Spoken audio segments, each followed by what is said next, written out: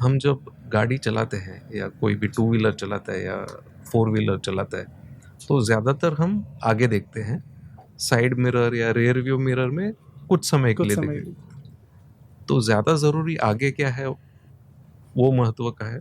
Right अ, अब जब हम इन्वेस्टमेंट करते हैं तो आगे क्या है वो हमें नज़र नहीं आता, इसलिए पूरा ध्यान हमारा रियर व्यू मिरर पे होता है। राइट तो जब पिछले 3 4 5 साल में रिटर्न अच्छे हैं तो लोग ओवरवेट हो जाते हैं उस एसेट क्लास में, राइट बहुत ज़्यादा पैसे डाल देते हैं, जबकि आगे जाके निराशा आती है लोगों को। यस तो अगर पास्ट रिटर्न्स बहुत अच्छे रहे हैं तो इसका एक मतलब ये है कि वैल्यूएशन कुछ बढ़ गए हैं अभी। तो फ्यूचर रिटर्न्स थोड़े मध्यम रहेंगे या राइट इतने अच्छे ना हो, यस ऐसी पॉसिबिलिटी रह सकती है।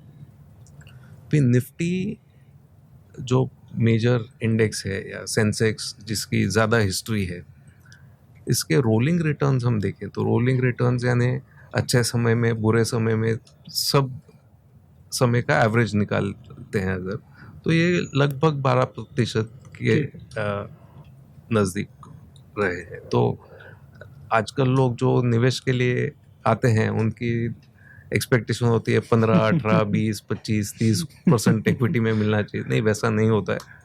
और स्टेबिलिटी के लिए बॉन्ड्स होने भी बहुत आवश्यक है। यंगर लोगों को इतनी दिक्कत नहीं आएगी अगर उनका लॉन्ग टर्म होराइजन है, और जैसा मैंने बताया उनके कुछ पैसे प्रोविडेंट फंड में जाते हैं, ग्रेचुइटी अगर उनके पास है कंपनी से तो ज़्यादातर इक्विटी में निवेश कर सकते हैं।